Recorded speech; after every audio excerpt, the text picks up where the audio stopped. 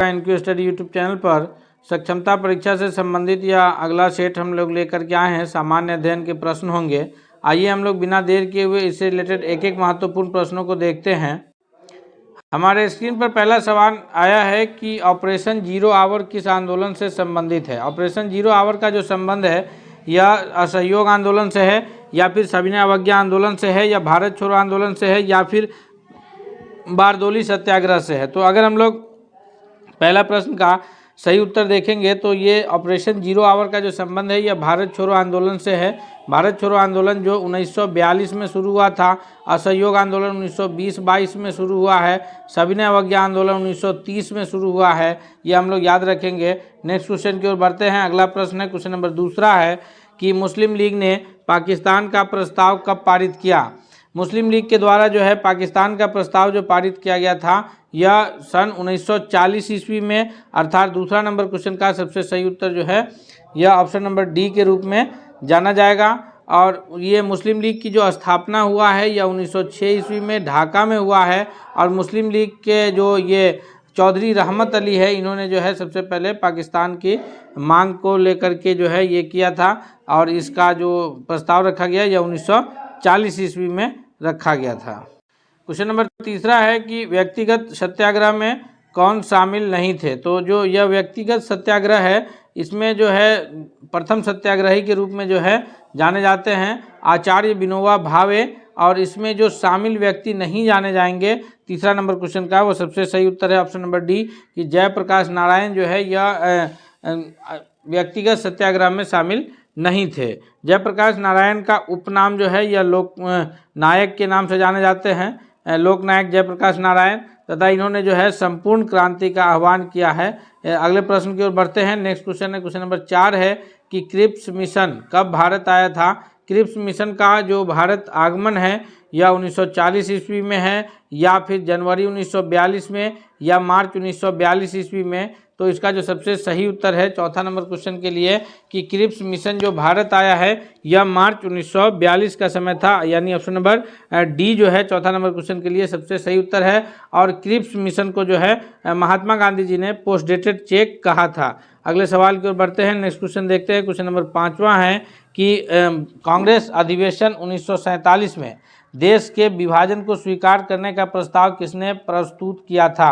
यानी 1947 में जो देश के विभाजन करने का प्रस्ताव कांग्रेस के अधिवेशन में जो प्रस्तुत किया गया था तो वो किनके द्वारा किया गया था। इस प्रश्न का जो सबसे सही उत्तर होगा 5वां नंबर क्वेश्चन के लिए कि वह प्रस्तुत किया गया था गोविंद बल्लभ पंत जी के द्वारा। ऑप्शन नंबर सी जो है इसका सबसे करेक्ट आंसर होगा। दोस्तों हम लोग सभी महत्वपूर्ण प्रश्नों को एक एक करके इस सीरीज में देख जाएंगे। हम आपसे यही रिक्वेस्ट करते हैं कि अगर आप अब तक चैनल पर नए हैं, चैनल को सब्सक्राइब नहीं किया है तो प्लीज़ आप चैनल को सब्सक्राइब करके बेल आइकन को जरूर दबा लीजिए ताकि कोई भी वीडियो आए तो सबसे पहले आप तक पहुंचे। साथ ही साथ हम आपसे यह भी रिक्वेस्ट करते हैं कि अगर यह वीडियो पसंद आ रहा है तो इसको लाइक कीजिए और दोस्तों के बीच शेयर कीजिए ताकि सभी लोग इससे बेहतर फ़ायदा उठा सके। अगले सवाल की ओर बढ़ते हैं। क्वेश्चन नंबर 6 है कि संविधान सभा के संचालन समिति के अध्यक्ष कौन थे। तो संविधान सभा के बारे में जो है सबसे पहली जानकारी तो यह है कि संविधान सभा का जो गठन हुआ था यह 9 दिसंबर 1946 ईस्वी को सबसे पहले हुआ था, और अस्थायी अध्यक्ष के रूप में जो है डॉक्टर सच्चिदानंद सिन्हा को चुना गया था। उसके बाद फिर जो है 11 दिसंबर 1946 को संविधान सभा की दूसरी बैठक हुई, और उसमें जो है परमानेंट अस्थायी अध्यक्ष के रूप में जो है डॉक्टर राजेंद्र प्रसाद जी को चुना गया था, और इन्हीं के संचालन में जो है पूरा संविधान सभा कार्य किया। अर्थात संचालन समिति के जो अध्यक्ष हैं वो डॉक्टर राजेंद्र प्रसाद जी हैं। ऑप्शन नंबर ए जो है वो करेक्ट आंसर होगा। और फिर जो है 13 दिसंबर 1946 को पंडित जवाहरलाल नेहरू के संबोधन के बाद जो है उद्देशिका प्रस्तुत करने के बाद संविधान निर्माण का कार्य जो है सुचारू ढंग से संचालित होता है। नेक्स्ट क्वेश्चन की ओर बढ़ते हैं। क्वेश्चन नंबर 7 है कि भारतीय संविधान की प्रस्तावना में से कौन सा शब्द निहित है नहीं है सॉरी कौन सा शब्द इसमें निहित नहीं है। जब हम लोग भारतीय संविधान की प्रस्तावना पढ़ते हैं कि हम भारत के लोग भारत को एक संप्रभुत्व संपन्न समाजवादी पंथ निरपेक्ष लोकतंत्रात्मक गणराज्य, तो उसमें जो है समाजवाद, धर्मनिरपेक्षता और प्रजातांत्रिक ये तीनों शब्द का समावेश है। लेकिन उसमें जो शब्द है राजतंत्र, तो भारत जो है वो किस तरह का देश है। भारत जो है हमारा यह लोकतांत्रिक देश है, अर्थात राजतंत्र शब्द जो है हमारे संविधान के प्रस्तावना में इसकी कई जगह नहीं है, तो इसीलिए इस क्वेश्चन का सबसे सही उत्तर ऑप्शन नंबर डी होगा। नेक्स्ट क्वेश्चन है, क्वेश्चन नंबर 8 है कि भारतीय संविधान सभा का गठन जो है वह कैबिनेट मिशन के अंतर्गत कब हुआ। तो कैबिनेट मिशन योजना के अंतर्गत जो भारतीय संविधान सभा का गठन हुआ है, इसका जो सबसे सही उत्तर है 8वां नंबर प्रश्न के लिए वह ये है कि 1946 में। चूँकि अभी हम लोग पीछे देखे हैं कि 9 दिसंबर 1946 को संविधान सभा की पहली बैठक हुई और उसमें जो है ये डॉक्टर सच्चिदानंद सिन्हा जो है अध्यक्ष चुने गए थे। उसके बाद फिर 11 दिसंबर 1946 को बैठक होती है, फिर 13 दिसंबर 1946 को बैठक होती है, अर्थात जो है संविधान सभा का गठन जो है वह 1946 ईस्वी में हुआ था। नेक्स्ट क्वेश्चन नंबर 9 है कि संविधान सभा में उद्देश्य प्रस्ताव पेश कौन किए थे। तो संविधान सभा में जो उद्देश्य प्रस्ताव प्रस्तुत किए थे वो 13 दिसंबर 1946 ईस्वी को। कब? 13 दिसंबर 1946 ईस्वी को पंडित जवाहरलाल नेहरू जी के द्वारा जो है उद्देश्य प्रस्तुत किया गया। यानी इस 9वां नंबर प्रश्न का सही उत्तर ऑप्शन नंबर बी होगा कि पंडित जवाहरलाल नेहरू जी ने जो है संविधान सभा का उद्देश्य प्रस्तुत किए थे। नेक्स्ट क्वेश्चन नंबर 10 है कि भारतीय स्वतंत्रता अधिनियम कब बना। भारतीय स्वतंत्रता अधिनियम जो है यह 1947 के कौन महीने, जुलाई महीने में कितनी तारीख को बना है।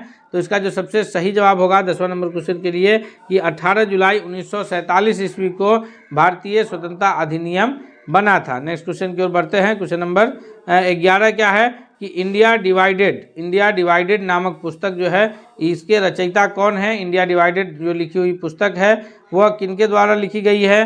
तो इंडिया डिवाइडेड पुस्तक जो है हमारे देश के प्रथम राष्ट्रपति और संविधान के जो है संचालन समिति के अध्यक्ष डॉक्टर राजेंद्र प्रसाद के द्वारा जो है यह पुस्तक लिखा गया है। यानी ऑप्शन नंबर सी जो है 11वां नंबर प्रश्न का सबसे सही जवाब है। क्वेश्चन नंबर 12 है कि किसके प्रयास में रियासतें भारतीय संघ में सम्मिलित हुई थी।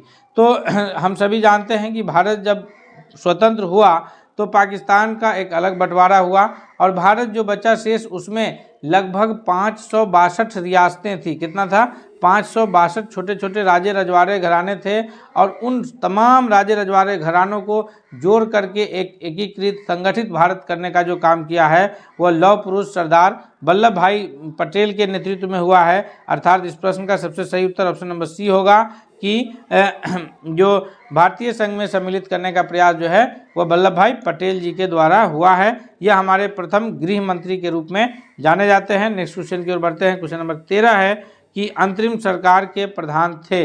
अंतरिम सरकार जो गठन हुआ था कब? अंतरिम सरकार का गठन जो है यह 1946 ईस्वी में अंतरिम सरकार का गठन हुआ है और इसके जो प्रधान थे वह थे पंडित जवाहरलाल नेहरू। यानी ऑप्शन नंबर ए जो है 13वां नंबर प्रश्न का सबसे सही जवाब है। नेक्स्ट क्वेश्चन की ओर बढ़ते हैं। अगला क्वेश्चन देखते हैं। अगला प्रश्न क्या है? क्वेश्चन नंबर 14 है कि निम्नलिखित में से कौन विटामिन ए का सर्वोत्तम स्रोत है। जी, विटामिन जो है इससे हमारे शरीर को ऊर्जा की प्राप्ति नहीं होती है, बल्कि इससे हमारे शरीर की जो है रक्षा होती है। रोगों से लड़ने की जो क्षमता है वह विटामिन ये करता है, प्रदान करता है।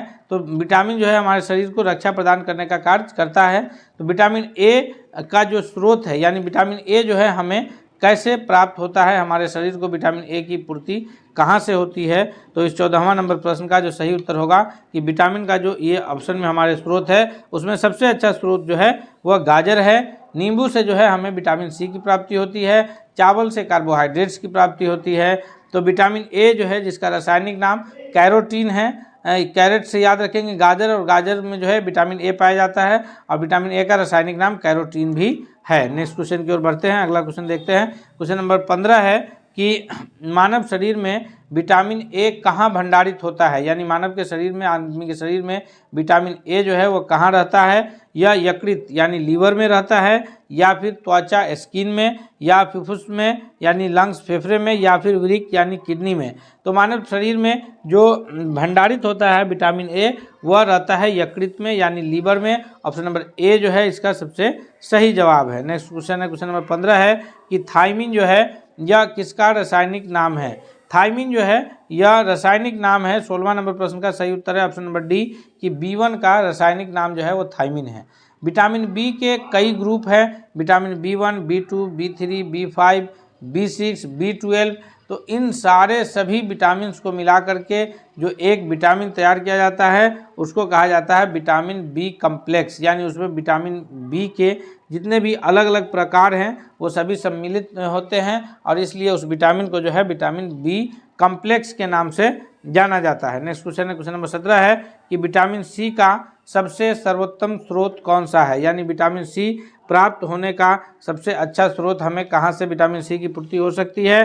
तो विटामिन सी जो है इसकी पूर्ति हमें सबसे जो अच्छा स्रोत है वो आंवला है। विटामिन सी की पूर्ति हमें नींबू से हो सकती है, विटामिन सी की पूर्ति हमें संतरे से हो सकती है, जितने भी प्रकार के खट्टे फल हैं उन सब से हमें विटामिन सी की पूर्ति हो सकती है। और एंटाहिस्टामिन जो गुणवत्ता है इस कारण विटामिन सी जो है यह सर्दी जुकाम के समय में दवा का कार्य भी करता है। इसकी पूर्ति हमें आंवले, नींबू, खट्टे फल से हो सकती है। इस क्वेश्चन है कि निम्नलिखित में से किस विटामिन की कमी के कारण जो है मसूड़ों से रक्त आता है और दांत हिलने लगता है।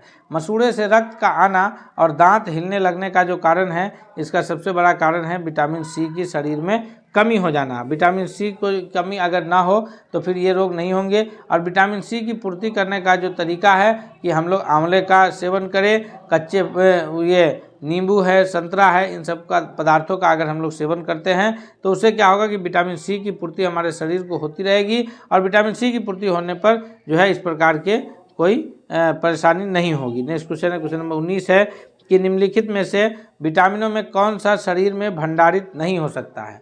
यानी हमारे शरीर में जो है विटामिन के जो प्रकार है vitamin A, B, C, D, K, C, D, ई और के, ये जितने भी प्रकार के विटामिन हैं इनमें से कौन सा विटामिन जो है शरीर में भंडारित नहीं होता है। तो शरीर में भंडारित नहीं होने वाले जो विटामिन है वो है विटामिन डी। इसकी प्राप्ति हमें कहाँ से होती है, तो सूरज की धूप से जो है हमें इस विटामिन की प्राप्ति हो जाती है। विटामिन डी की कमी से क्या होता है, तो विटामिन डी की कमी से जो है वो हड्डी कमज़ोर होते हैं, बच्चों में हड्डी मुलायम होकर के मुड़ जाता है, उसको कहा जाता है रिकेटस। तो विटामिन डी की कमी से जो है हड्डियों की कमजोरी ज़्यादा होती है। नेक्स्ट क्वेश्चन है, क्वेश्चन नंबर 20 है कि भारतीय गेंडे कहाँ पाए जाते हैं। जी, भारतीय गेंडे जो है या कॉर्बेट राष्ट्रीय उद्यान में या फिर काजीरंगा राष्ट्रीय उद्यान में या कान्हा राष्ट्रीय उद्यान में या गिरवन राष्ट्रीय उद्यान में। तो इसका जो सही उत्तर है कि 20वां नंबर प्रश्न के लिए कि भारतीय गेंडे जो पाए जाते हैं या इस क्वेश्चन का जो सबसे सही उत्तर होगा ऑप्शन नंबर डी के रूप में जाना जाएगा। नेक्स्ट क्वेश्चन की ओर बढ़ते हैं हम लोग। अगला क्वेश्चन कौन सा है देखते हैं। तो नेक्स्ट क्वेश्चन है हमारा क्वेश्चन नंबर 21 है कि कान्हा राष्ट्रीय उद्यान किस राज्य में स्थित है। कान्हा राष्ट्रीय उद्यान जो है यह बिहार, मध्य प्रदेश, आंध्र प्रदेश या फिर तमिलनाडु राज्य में है। तो कान्हा राष्ट्रीय उद्यान जो है 21वां नंबर प्रश्न का ऑप्शन नंबर बी जो है वो करेक्ट आंसर होगा कि यह जो है मध्य प्रदेश राज्य में स्थित है।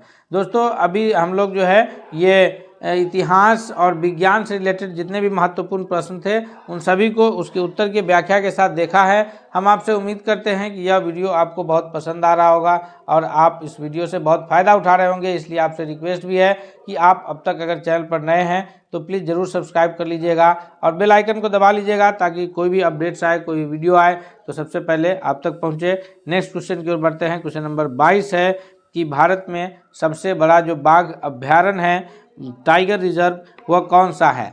भारत में जो सबसे बड़ा टाइगर रिजर्व है 22वां नंबर प्रश्न का जो सबसे करेक्ट आंसर होगा ऑप्शन नंबर सी है। यह नागार्जुन है, पेंच, मांस और कॉर्बेट नहीं बल्कि नागार्जुन है। बिहार में भी एक टाइगर रिजर्व है जिसको किस नाम से जाना जाता है, VTR यानी वाल्मीकि टाइगर रिजर्व के नाम से जाना जाता है, जो कि कहाँ स्थित है, तो बिहार के पश्चिमी चंपारण जिले में स्थित है। VTR वाल्मीकि नगर में वाल्मीकि टाइगर रिजर्व जो है यह उपस्थित है। और यह जो VTR है वाल्मीकि टाइगर रिजर्व यह बिहार का एकमात्र टाइगर रिजर्व है, अर्थात बिहार में दूसरा कोई टाइगर रिजर्व नहीं है। नेक्स्ट क्वेश्चन है 23 है कि जिम कॉर्बेट नेशनल पार्क जो है यह भारत के किस राज्य में स्थित है। तो जिम कॉर्बेट नेशनल पार्क जो है 23वां नंबर क्वेश्चन का सही उत्तर जो है यह ऑप्शन नंबर ए होगा कि उत्तराखंड राज्य में स्थित है Jim Corbett national park. Next question की ओर बढ़ते हैं। क्वेश्चन नंबर 24 है कि दुर्गापुर लौह इस्पात संयंत्र किस देश के सहयोग से स्थापित किया गया है। दुर्गापुर जो लौह इस्पात संयंत्र है, ये जो भारत के जितने भी कल कारखाने हैं उससे संबंधित प्रश्न है। यह SCERT और NCERT के पुस्तक से तैयार किया गया है। ये आपको SCERT के क्लास 8 के पुस्तक से भी ये आप जानकारी प्राप्त हो सकती है। तो ये जो भी प्रश्न हम करा रहे हैं वो सारे के सारे प्रश्न जो है यह SCERT और NCERT की मदद से तैयार किए हुए प्रश्न हैं, और इस प्रश्नों के जरिए जो है तैयारी करके हम उम्मीद करते हैं कि कोई भी एग्ज़ाम्स हो तो इससे रिलेटेड अगर प्रश्न आए तो वह नहीं छूटेंगे। 24वां नंबर क्वेश्चन का जो सही उत्तर है कि वह दुर्गापुर जो लौह इस्पात संयंत्र है वह ब्रिटेन के सहयोग से स्थापित किया गया है। नेक्स्ट क्वेश्चन है क्वेश्चन नंबर 25 है कि राउरकेला इस्पात संयंत्र की स्थापना किसके सहयोग से हुई थी। राउरकेला इस्पात संयंत्र की जो स्थापना है ये यूनाइटेड किंगडम यानी US ब्रिटेन के सहयोग से है, या रसिया के सहयोग से है, या फिर USA यानी संयुक्त राज्य अमेरिका के सहयोग से है, या जर्मनी के सहयोग से है। तो इसका जो सही उत्तर है ऑप्शन नंबर डी है कि राउरकेला इस्पात संयंत्र जो है यह जर्मनी के सहयोग से स्थापित है। नेक्स्ट क्वेश्चन की ओर बढ़ते हैं। क्वेश्चन नंबर 26 है कि रूस की सहायता से स्थापित लौह संयंत्र कौन सा है। जी, रूस की सहायता से जो स्थापित हमारा लौह संयंत्र है बोकारो है, भिलई है और विशाखापट्टनम है। ये तीनों के तीनों जो है ये रूस की सहायता से ये स्थापित है, अर्थात इसका 26वां नंबर क्वेश्चन का जो सही उत्तर है ऑप्शन नंबर डी के रूप में जाना जाएगा कि इनमें से सभी। नेक्स्ट क्वेश्चन है क्वेश्चन नंबर 27 है कि कोयले की स्थानीय आपूर्ति किसको नहीं हो पाती है। तो टिस्को यानी Tata iron and steel company को, या फिर VISL भद्रावती, या HSL दुर्गापुर, या HSL भिलाई को। तो इसका जो सबसे सही उत्तर है 27वां नंबर क्वेश्चन का कि VISL जो है दुर्गावती को VISL भद्रावती को जो है कोयले की स्थानीय आपूर्ति नहीं हो पाती है। नेक्स्ट क्वेश्चन है कि भारत के प्रथम कपास मिल, भारत में जो प्रथम कपास मिल है सूती वस्त्र उद्योग के लिए किस शहर में स्थापित किया गया था। तो भारत का जो पहला कपास मिल है सूती वस्त्र उद्योग के लिए वह जो है ये कोलकाता में स्थापित किया गया है, और जो कपास की खेती है वह भारत के महाराष्ट्र, मध्य प्रदेश इत्यादि राज्यों में होती है। और कपास की खेती के लिए जो है वो कौन सी मिट्टी की ज़रूरत पड़ती है, तो काली मिट्टी की, जिसे और रेगुर मिट्टी के नाम से भी जाना जाता है। और कपास का जो पहला मिल है वह कलकत्ता में स्थापित किया गया था। नेक्स्ट क्वेश्चन है क्वेश्चन नंबर 29 है कि विभाजन के कारण भारत का कौन सा उद्योग बुरी तरह प्रभावित हुआ। तो भारत के विभाजन के कारण भारत और पाकिस्तान का जो विभाजन हो गया था, इस कारण जो उद्योग सबसे अधिक प्रभावित हुआ है वह हुआ है जूट तथा रुई उद्योग, क्योंकि बंगाल का जो क्षेत्र था वह जूट उत्पादन के लिए बहुत ही महत्वपूर्ण था। और बंटवारे के पश्चात जो है पूर्वी बंगाल वो पूर्वी पाकिस्तान का हिस्सा बना, बाद में जो है वो फिर बांग्लादेश बना। तो इस कारण जो है जूट और रुई उद्योग जो है वो सबसे अधिक प्रभावित हुआ था देश के बंटवारे के पश्चात। 30वां नंबर प्रश्न है कि पंजाब में कौन सा स्थान जो है वह हौजियरी के लिए प्रसिद्ध है।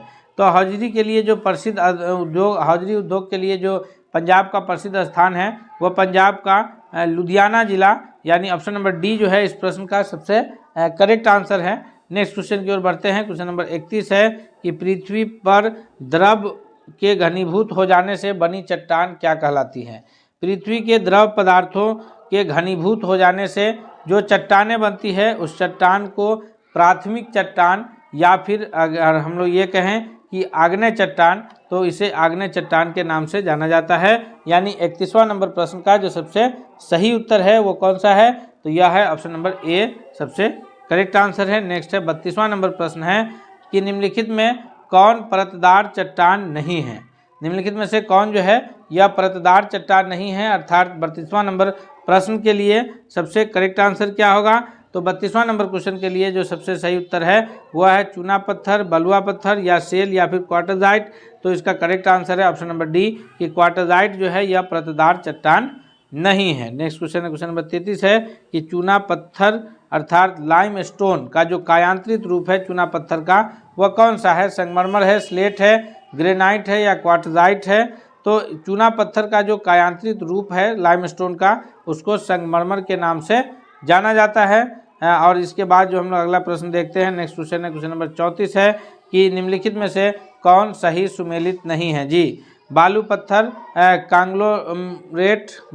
कांग्लोमरेट या फिर चूना पत्थर संगमरमर, ग्रेनाइट, नीस और ग्रेबो एस्पेटाइन। 34वां का जो सही उत्तर है वो ऑप्शन नंबर ए होगा कि बालू पत्थर कांग्लोमरेट सही सुलभ मिलते ही हैं। बाकी चूना पत्थर से संगमरमर बनता है, ग्रेनाइट से नीस बनता है और ग्रेबो से जो है एस्पेटाइन बनता है। ये सभी सुमेलित है। नेक्स्ट है क्वेश्चन नंबर 35 है कि पृथ्वी के धरातल से केंद्र की ओर सही क्रम क्या है। जब हम लोग ध्यान से इसको देखेंगे तो पृथ्वी का जो ये केंद्र है उससे धरातल की ओर जब बढ़ते हैं तो सबसे पहले ये केंद्र तक जाने में पृथ्वी की जो त्रिज्या है यह लगभग 6371 किलोमीटर के आसपास है। लगभग में अगर बात करें तो यह 6400 किलोमीटर है। पृथ्वी की त्रिज्या लगभग में कितनी है?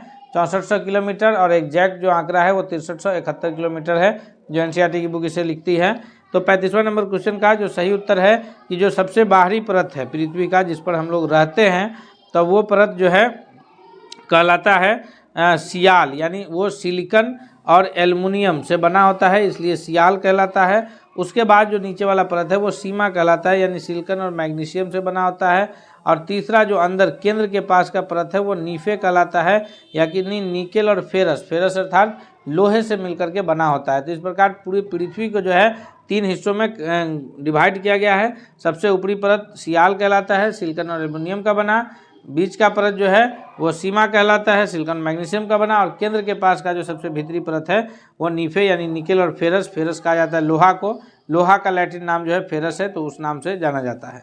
नेक्स्ट है 36 है कि निम्नलिखित में से कौन सा कथन सत्य है कि सियाल में ग्रेनाइट और नीस चट्टान प्रधानता होती है। सीमा का निर्माण मुख्यतः बेसाल्ट एवं ग्रेवी जैसी चट्टानों से हुआ है। सी है कि क्रोड में निकल और लोहा जैसे तत्वों की प्रधानता होती है। और आंसर है कि उपयुक्त सभी। तो इसका जो 36वां नंबर क्वेश्चन का करेक्ट आंसर है वह है ऑप्शन नंबर डी कि जितने भी है वो सभी जो है इसके सत्य कथन है। नेक्स्ट क्वेश्चन की ओर बढ़ते हैं। क्वेश्चन नंबर 37 है कि पृथ्वी के किस भाग में निकेल और लोहा की प्रधानता होती है। तो अभी हम लोग पीछे देख रहे थे कि पृथ्वी का जो सबसे अंदर का पार्ट है केंद्र के पास का कोर पार्ट जो है वो बिल्कुल उसमें जो है निकेल और लोहा यानी की प्रधानता होती है। और निकेल का Na और लोहा का चूँकि लैटिन नाम फेरस है तो इसलिए उसका संकेत Fe यूज होता है। तो निकेल और लोहा के यूज करने के कारण जो है उसे नीफे शब्द कहा जाता है, अर्थात ऑप्शन नंबर सी जो है 37वां के लिए करेक्ट आंसर होगा। क्वेश्चन नंबर 38 है कि पृथ्वी के केंद्र में पाया जाने वाला चुंबकीय पदार्थ कौन सा है। तो पृथ्वी के केंद्र में पाया कौन जाता है? 2 पदार्थ पाया जाता है, एक निकेल और एक फेरस। तो चुंबकीय पदार्थ जो पृथ्वी के केंद्र में पाया जाता है वो निकेल होगा। Option number C correct answer के रूप में जाना जाएगा। नेक्स्ट क्वेश्चन की ओर बढ़ते हैं। क्वेश्चन नंबर 39 देखते हैं कि स्थल मंडल से क्या तात्पर्य है। अगर हम लोग कहते हैं कि स्थल मंडल तो इस स्थल मंडल से सही तात्पर्य क्या है। तो 39वां नंबर प्रश्न का जो करेक्ट आंसर होगा कि स्थल मंडल से तात्पर्य यह है कि पृथ्वी का सबसे बाह्य पपड़ी जो सबसे ऊपरी हिस्सा है जिस पर हम लोग रहते हैं। ऑप्शन नंबर डी जो है वह करेक्ट आंसर होगा। नेक्स्ट क्वेश्चन है क्वेश्चन नंबर 40 कि महासागरीय सतह का निर्माण किस प्रकार की चट्टानों से हुआ है। तो 40वां नंबर क्वेश्चन का जो सही उत्तर है कि महासागरीय सतह का जो निर्माण हुआ है यह बेसाल्ट चट्टानों से हुआ है, अर्थात ऑप्शन नंबर बी जो है इसका सबसे सही उत्तर है। दोस्तों हम लोगों ने 40 महत्वपूर्ण प्रश्नों को उसके व्याख्या के साथ देखे हैं। बहुत जल्द जो है हम अन्य विषय पर भी काम कर रहे हैं, उसके भी प्रश्न जो है मिलेंगे। हम लोग मिलते हैं अगले सेट के साथ, तब तक के लिए धन्यवाद। चलते चलते आप लोग जो है वीडियो को लाइक और दोस्तों के बीच शेयर करिएगा। साथ ही साथ अगर दोस्तों चैनल पर नए हैं तो चैनल को जरूर सब्सक्राइब कर लीजिएगा और बेल आइकन को दबा लीजिएगा ताकि कोई भी अपडेट्स आए तो सबसे पहले आप तक पहुंचे। मिलते हैं अगले सेट के साथ, तब तक के लिए धन्यवाद।